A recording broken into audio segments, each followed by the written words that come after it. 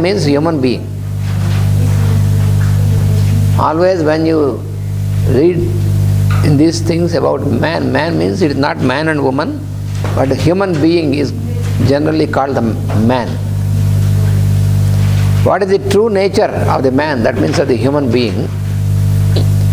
Man is profoundly ignorant of his own nature. Man is profoundly ignorant of his own nature. Because we only, generally, we limit ourselves to the form aspect. We do not go beyond the form. That is why we are ignorant of our real existence. That is what he is telling. Man is profoundly ignorant of his own nature, and also of the laws which govern. We are also ignorant about the laws, cosmic laws, and ignorant of his own being, and ignorant of the powers that are latent within him. The latent powers we don't know, which will free him from his present limitations. What are the powers? What is the purpose of the latent powers? This also we must understand carefully. When we say power, then we think that, oh, the mystic powers. It is not this. The latent powers are to be used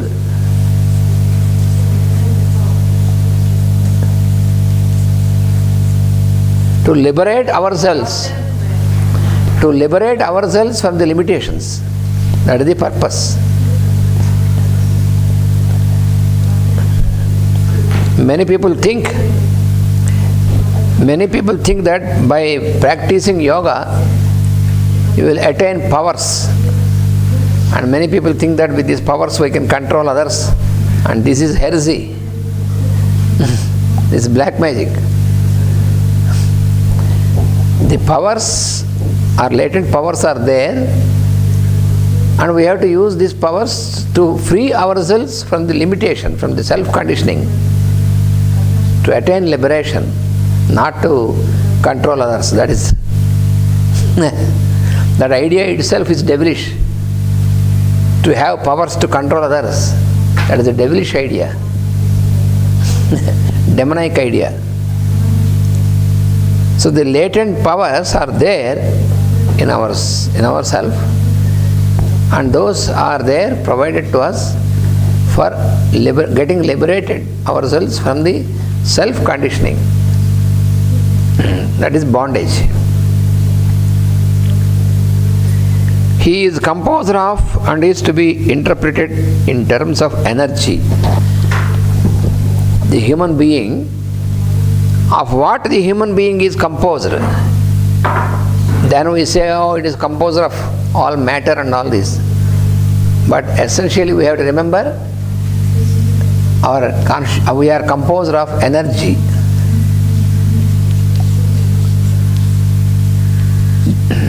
This we have to remember. Composed of energy. What is this energy? Energy of spirit, energy of soul, and energy of body. Three things.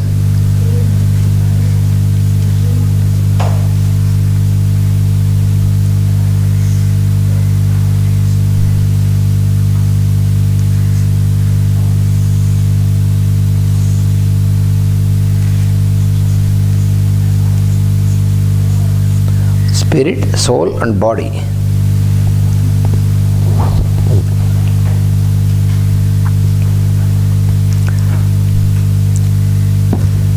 What is spirit? It is the life of God Himself.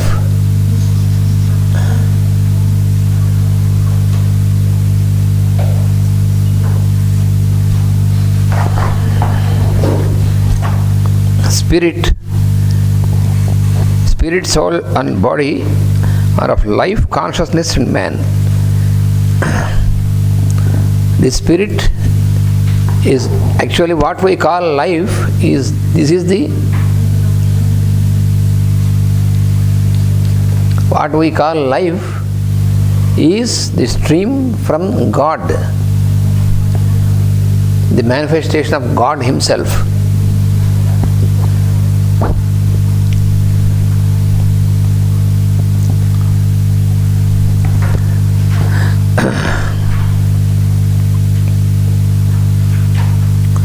Soul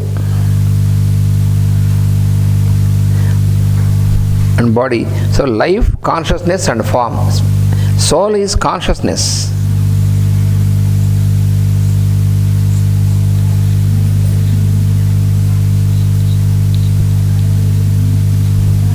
So life, soul and body. Soul is consciousness. Soul, what we call soul, is what we call I am. And what we call spirit is the one I am. Spirit is the Lord consciousness, the one I am in all the beings.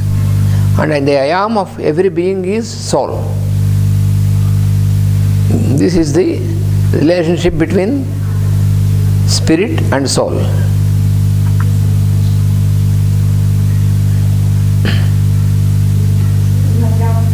This soul is called Atma. In Sanskrit, the word Atma denotes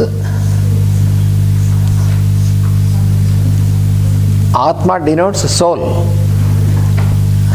the individual, Atma. And there is another word, Brahma,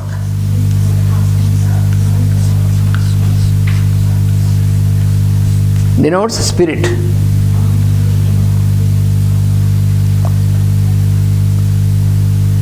So the wisdom about Atma is called Atma Vidya.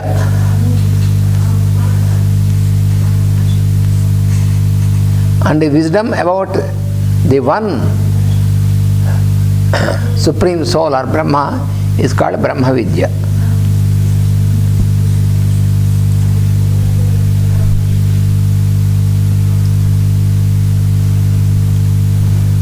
So here the energy, the ultimate source of energy is spirit only.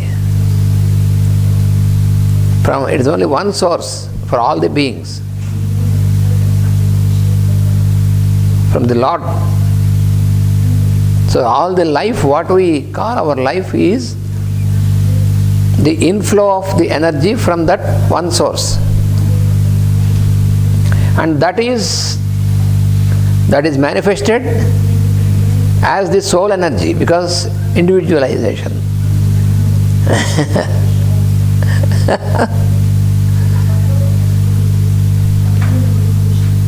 And then this is transformed into the body energy. So that is how you have the form aspect, the body. So what we see as material aspect or the body or the form is only nothing but a transformation of spirit only. So spirit, soul is the sublimate of the body. Body is the precipitate of the spirit. So this relationship we have to remember, then there is no confusion. Body is the precipitated form, and that is in the sublimate form. That is like vapor, water vapor, and this is like block of ice. Spirit you can compare with water vapor, and the soul you can compare with water, and body you can compare with block of ice. That is the relationship between spirit, soul and body. Therefore, water itself keeps a very good sense. Yes, yes. And just like how the block of ice can float on water, our body floats on this consciousness.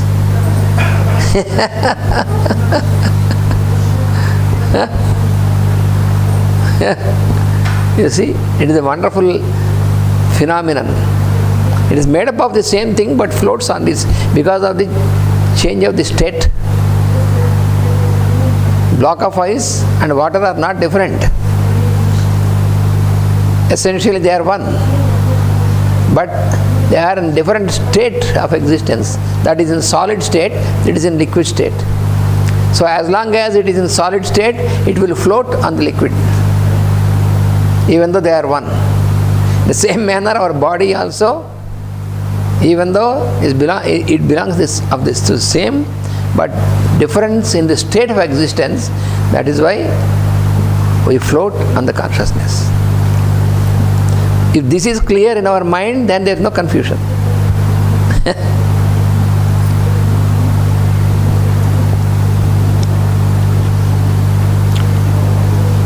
The life of God Himself,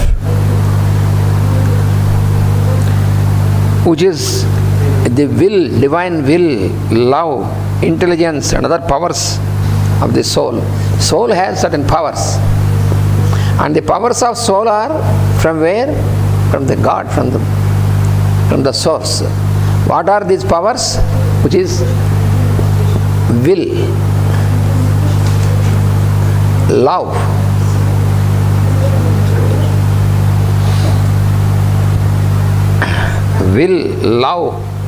intelligence,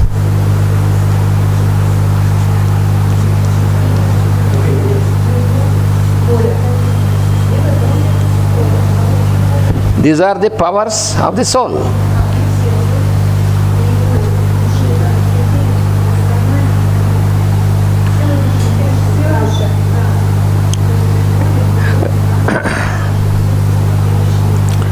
And the physical, emotional and mental energy of the outer personality constitute the human being. The human being is constituted by the will, by physical, emotional and mental energies. Physical, emotional and mental energies. That is another triangle, lower triangle.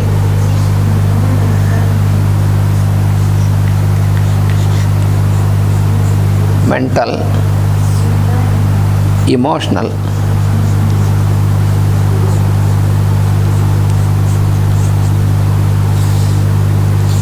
and physical.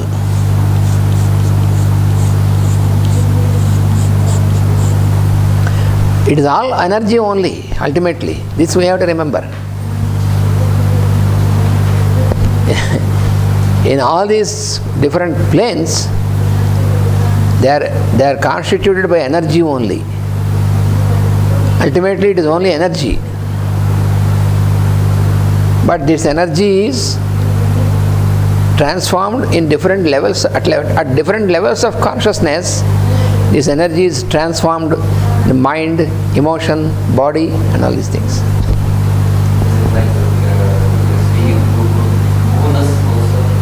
Gunas. Yes, all this can happen by the activity of the gunas only. By the activity of the three gunas. That is also a triangle. Activity, inertia and poise. So because of the interaction of the three gunas, you have all these manifestations. How all these were born, how our senses, mind, body, all this, we have the operative organs and then the speculative organs. So how they all formed? Because of the interaction of the gunas only. Tamas means inertia. We will see if this right.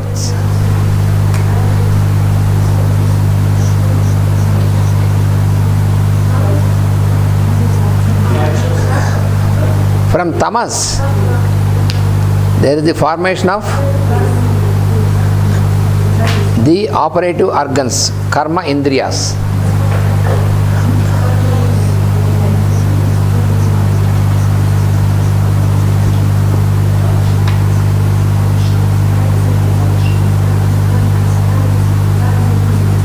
Karma Indriyas means the functional organs. We have 5 types of functional organs. Karma Indriyas. Operative organs are functional organs. They are formed from tamas, pure tamas. Karmendriyas for locomotion, legs for locomotion, hands for gathering, and tongue for taste.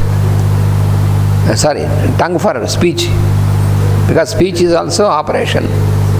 Hands are for gathering, legs are for locomotion, and this tongue is there to speak, for speech you need. And then the organs for excretion and the reproductive organs. Like this we have karma indriyas, and then you have jnana indriyas,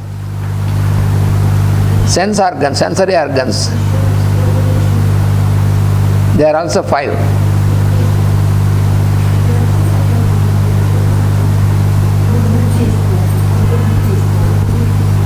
And these jnana indriyas were formed or produced by the interaction of tamas and rajas.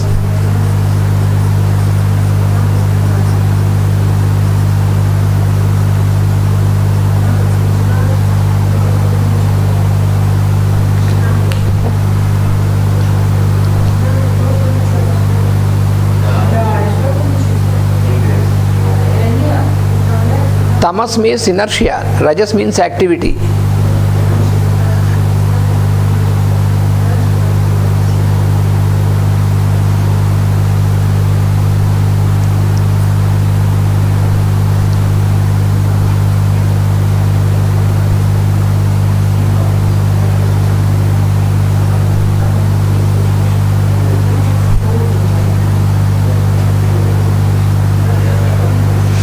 And then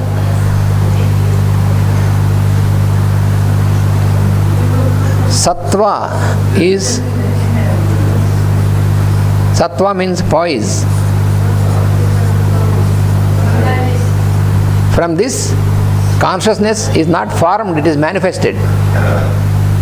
Manifestation of consciousness.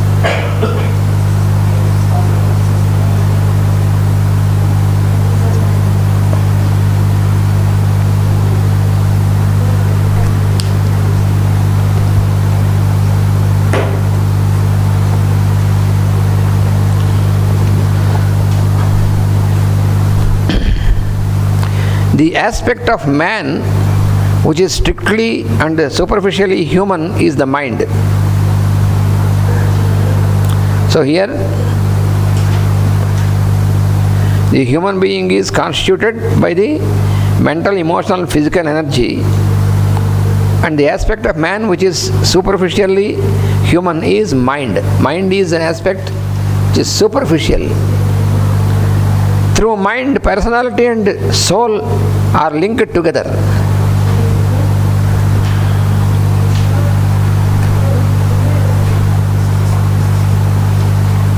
Soul and personality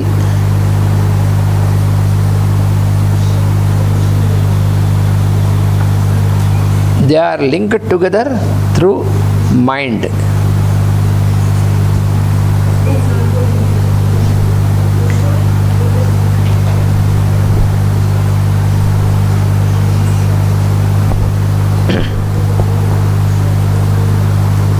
It acts as the common sense in dealing with worldly or spiritual matters. When properly used, the mind acts as common sense. We have the 5 senses, and mind is the common sense, the 6th, it is called as the 6th sense. In the 15th chapter of Bhagavad Gita,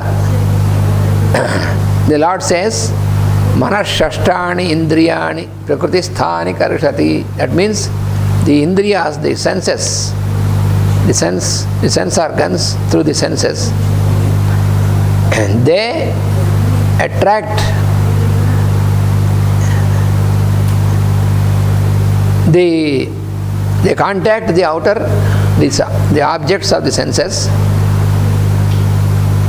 and this is done by the mind.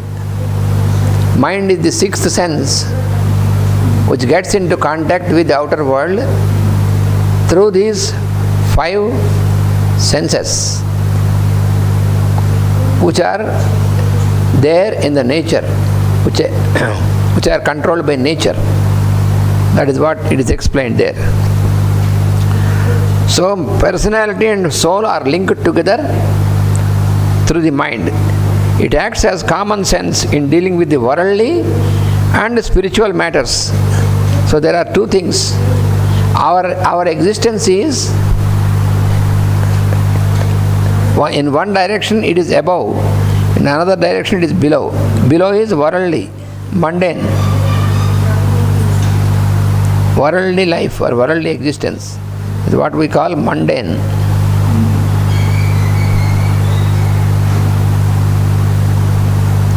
And this is super mundane. Super means higher, above the world.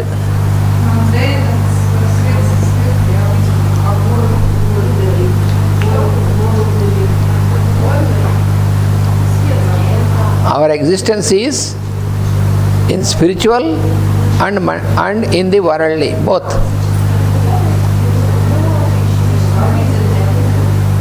As I told you the other day, our mind has two faces. One is turned towards higher, one is turned towards lower.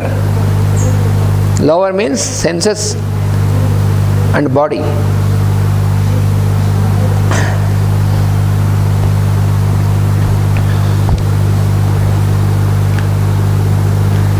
And this puts man into relation with the whole of which he is a part, in the same way that his five senses put him into touch with the tangible world. We are in touch with the objective world through the senses. So the senses, through the senses, using the mind, we get into contact with the objective world. So if the senses and mind dominate us, then we are turned towards the objective world. Then we forget about our inner world. That is why the average human being is not able to make use of these inner faculties, which are the real powers for liberation. They are there in us, but dormant. Just like when you are sleeping, all the things around are not existing to you. You see, you have good food, you have everything, you have your machines, you have all the things in the room. But when you are sleeping, nothing is existing to you. You are not existing there, therefore they are not existing to you. In the same manner, our consciousness is in sleeping state with the inner faculties. It is awakened only in the outer world. So, even though we have all these things, they are not existing. We cannot make use of this.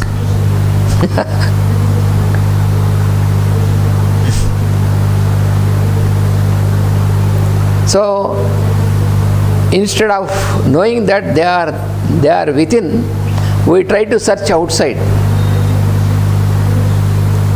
It is there everywhere, but our search, we forget that who is the one who is searching.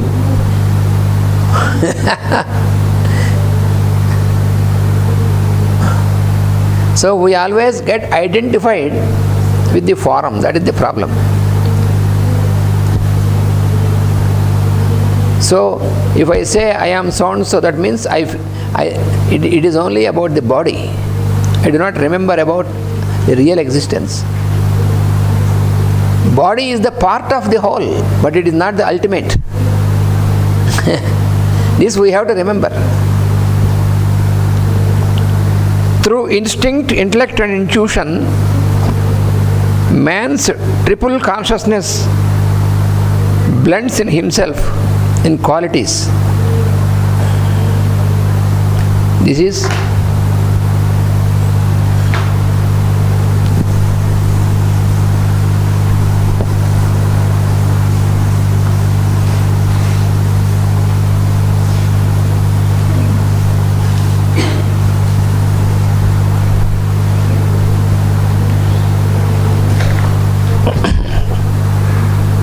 intellect, instinct, intellect and intuition.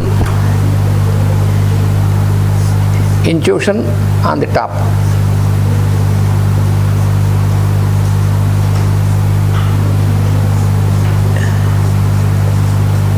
Intellect, instinct.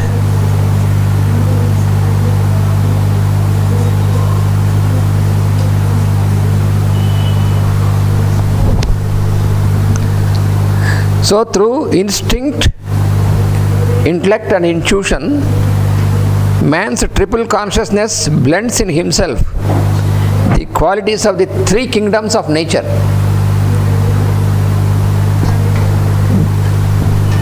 So this is with the blend of the qualities of consciousness, the triple consciousness. There are the qualities of the three kingdoms: mineral,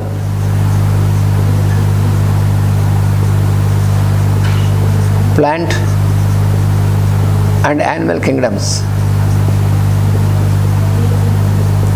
So in the human kingdom, in human being, there is the blend of these three kingdoms, the qualities of the three kingdoms.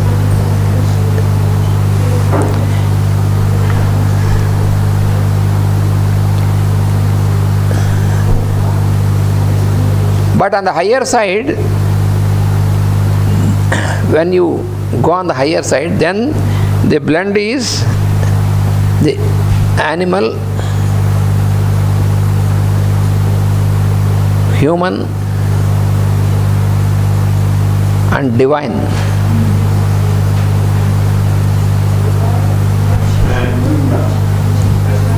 Ah yes, animal. Animal, human and divine.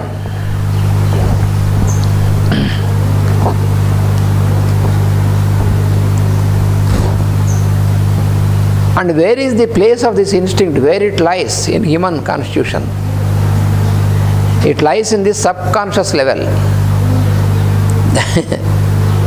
Instinct lies at the subconscious level.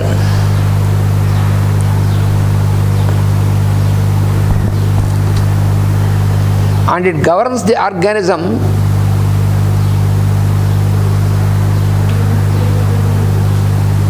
so the instinct which lies in the subconscious level governs the organism and much of the emotional life.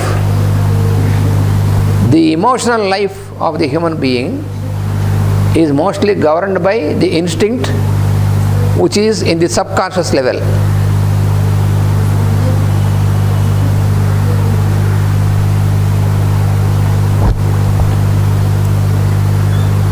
All the instincts have their roots.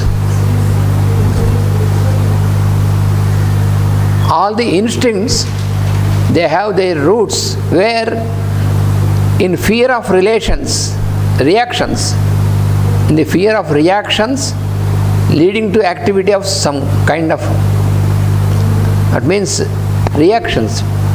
There are many sorts of reactions.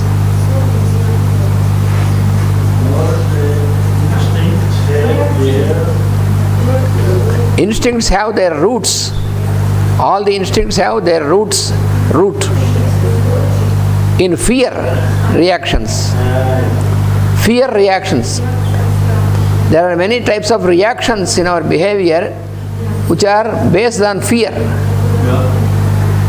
This is the root of the instincts.